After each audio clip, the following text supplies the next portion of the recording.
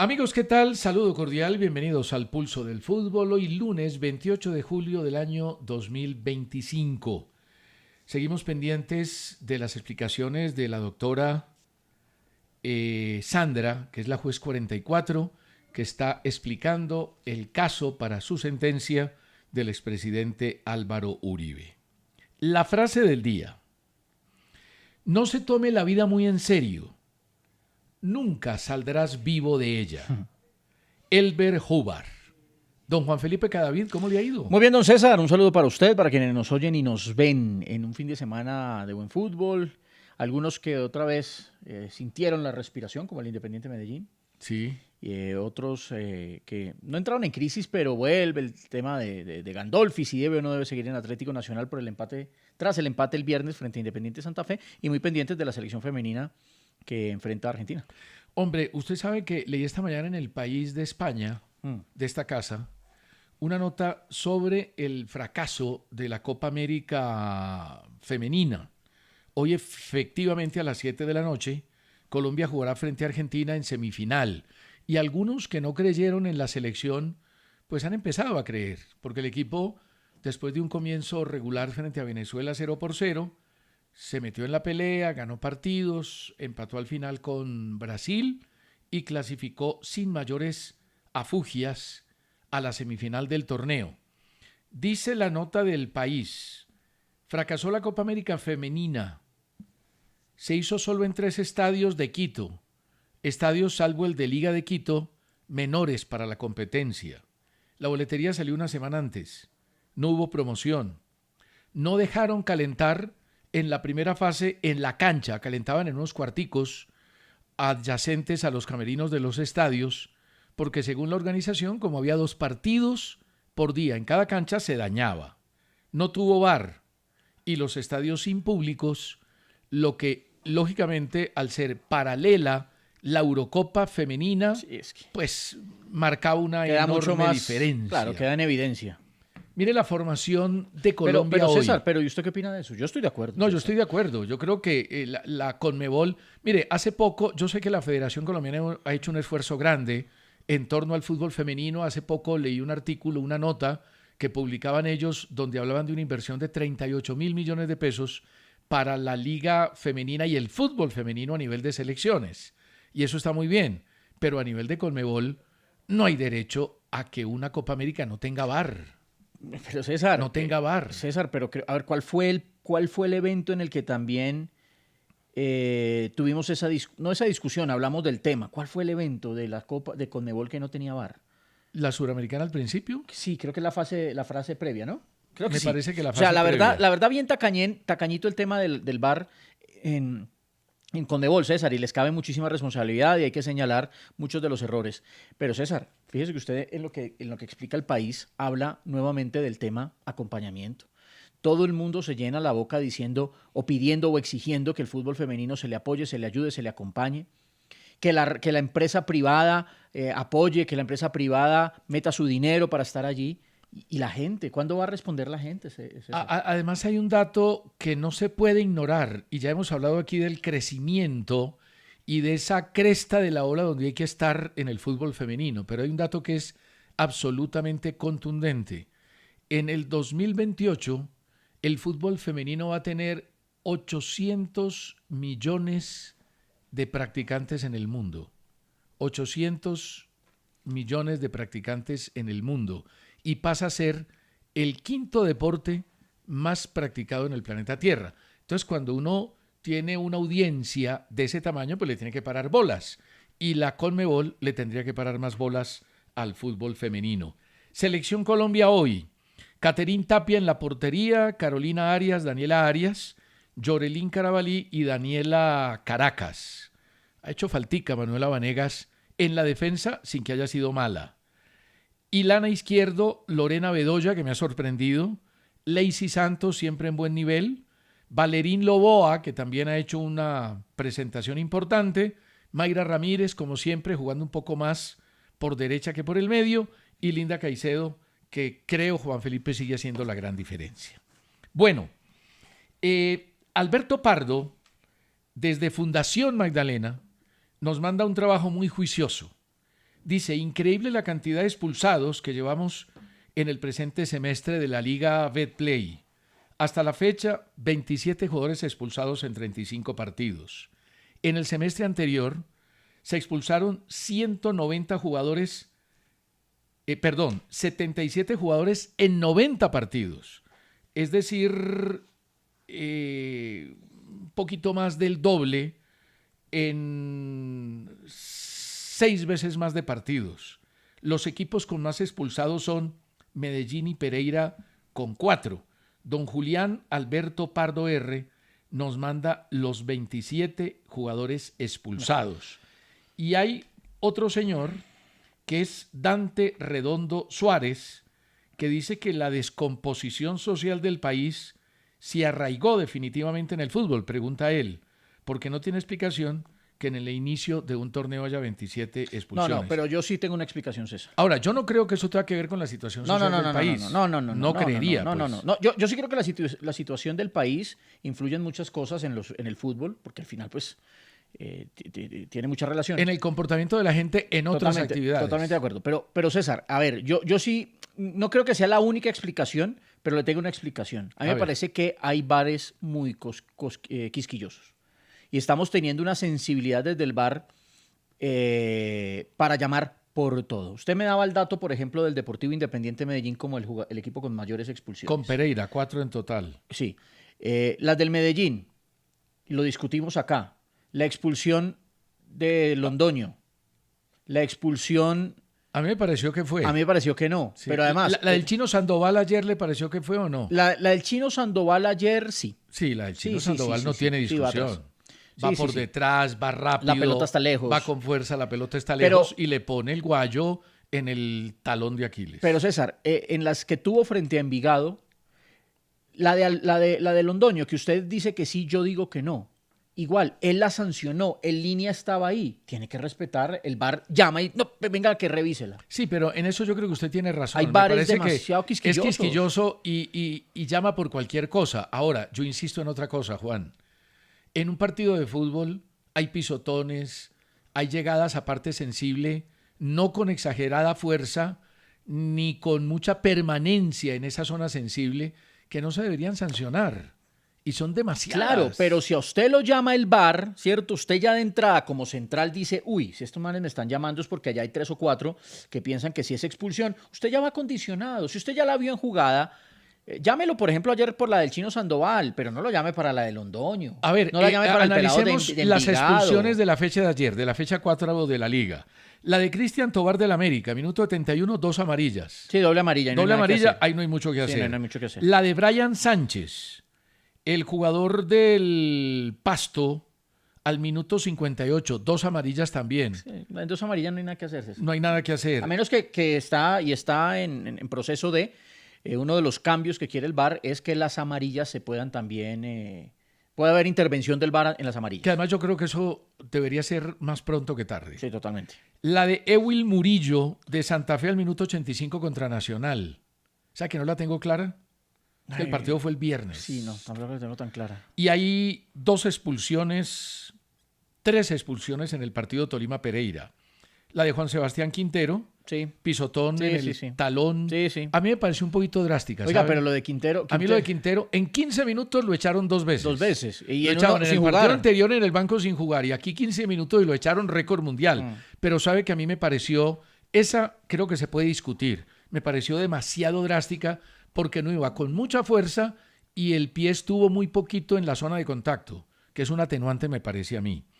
La de Brian Rovira del Tolima, bueno, la de Quintero fue a los 15 minutos, la de Rovira a los 25 minutos, pierna alta a la cabeza, me parece exageradísima. Eduard dice que Murillo fue en el banco, claro, por eso no la tenemos tan clara. Sí. Sería amarilla en la cancha, gracias. Hubo confusión inclusive con el nombre. Sí, por eso. Ahora, la de Brian Rovira, perdóneme, pero el jugador del Deportivo Pereira le mete la cabeza cuando él ni lo había visto y levanta el pie para tratar de controlar el balón. Claro, le mete la cabeza...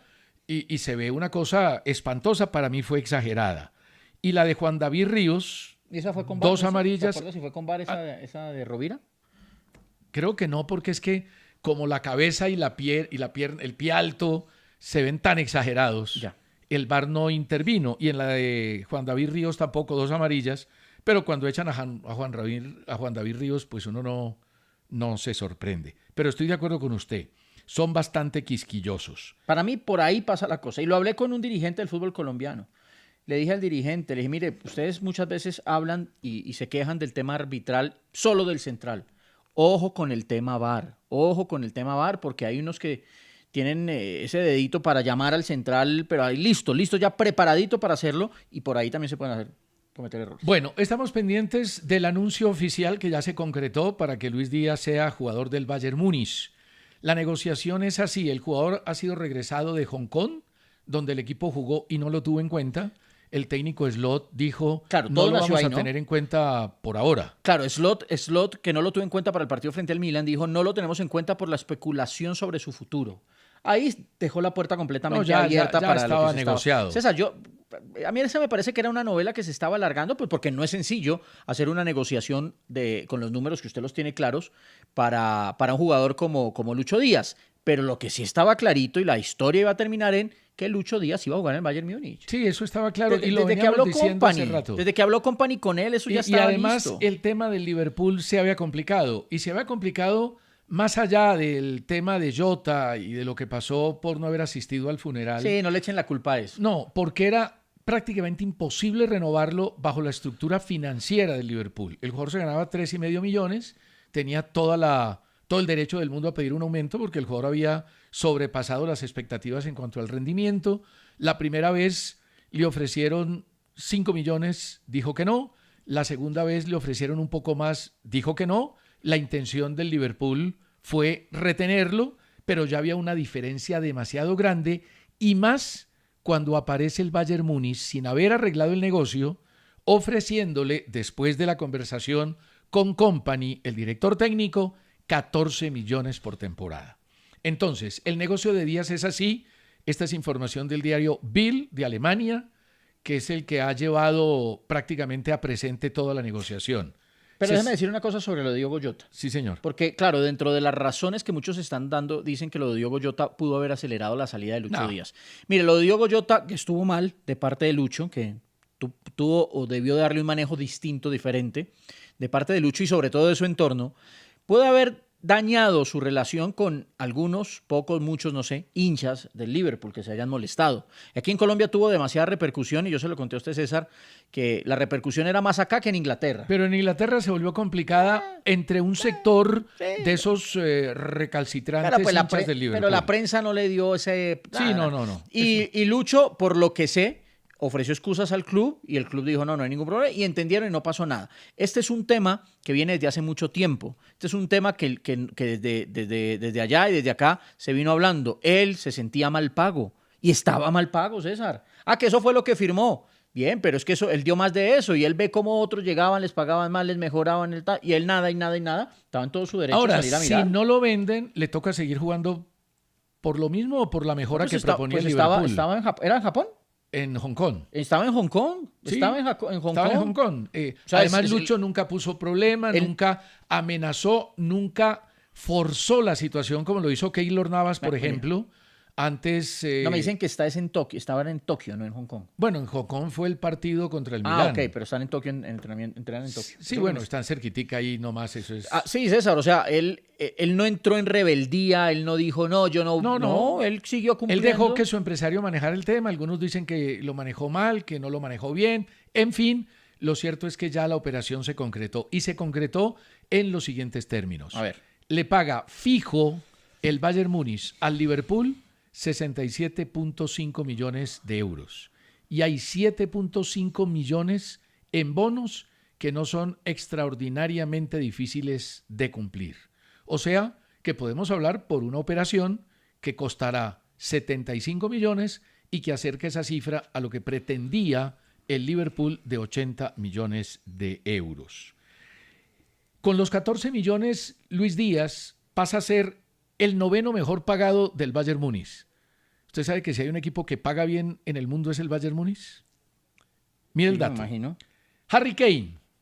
Ya les cuento por qué Lucho es el tercer jugador más costoso del Bayern. Harry Kane se gana por temporada 25 millones. Neuer, el arquero, es el segundo con 21 millones. Kimmich, capitán, tercero, uno de los capitanes, con 19.5. Musiala, que está lesionado, el cuarto, con 19 millones. Gnabry, el quinto, con 19. Coman, el extremo izquierdo, el sexto, con 17. A Müller le bajaron el salario en una renovación cercana por un año y es el séptimo con 15 millones. El lateral canadiense Edgar Davis, 15 millones es el octavo. Y el noveno es Lucho Díaz. Alphonse Davies. Alphonse Davies. Sí, ¿Qué dije yo? Edgar. No. Que ese era el Pitbull, el jugador de... Edgar Davis. Ah, sí. No, del Alphonse. Ajax. Con PH, Alphonse Davies. Y Díaz, 14 millones, que es una cifra que está mucho más acorde al rendimiento que tiene el jugador. Ahora, César, se ha abierto el debate y se respetan obviamente todas las opiniones, pero pues uno también puede ser vehemente desde su posición. A mí la verdad no me cabe en la cabeza que haya alguien que piense que esto es un retroceso en su carrera. Pero déjeme, de eso hablamos ahorita, ¿le parece? Bueno. ¿Le parece? Uy, ya iba a irme... No. Espere. Bueno, pero las cifras que usted me dan son de un jugador top. Top.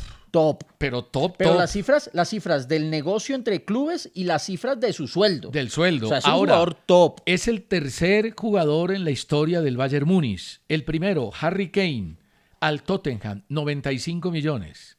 La segunda, toda la vida me pareció exagerada. La segunda es de Lucas Hernández. Lo contrataron al Atlético de Madrid, si más no recuerdo, ahora está en el PSG, por 80 millones.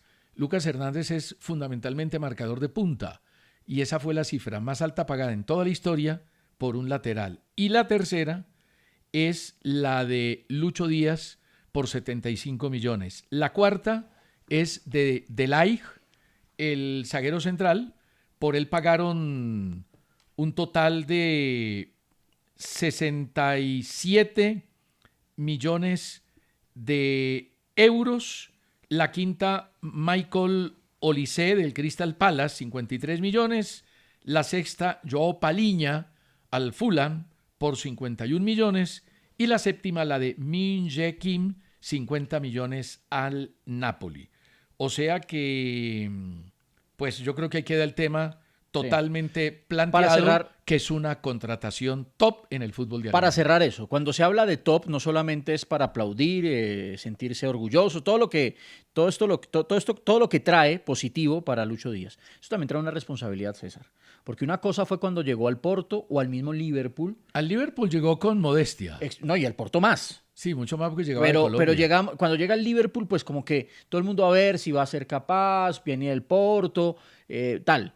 Pero aquí llegó como figura. O sea, así como todos los aplausos, todos los avales, todo el merecimiento, todo lo bueno, también la responsabilidad ahora, César, es primer partido y a mostrar por qué se paga por él lo que se paga y le pagan lo que le pagan. Claro. Y hay otra noticia. El Liverpool está esperando la confirmación oficial de las dos partes para hacer una oferta de 170 millones al Newcastle por Alexander Isak. Las urracas no lo llevaron a Corea del Sur, lo dejaron porque sabe el entrenador, el señor Eddie Howe, que lo van a vender y el destino va a ser el Liverpool. 170 millones por Alexander Isak, que romperá todo el mercado internacional.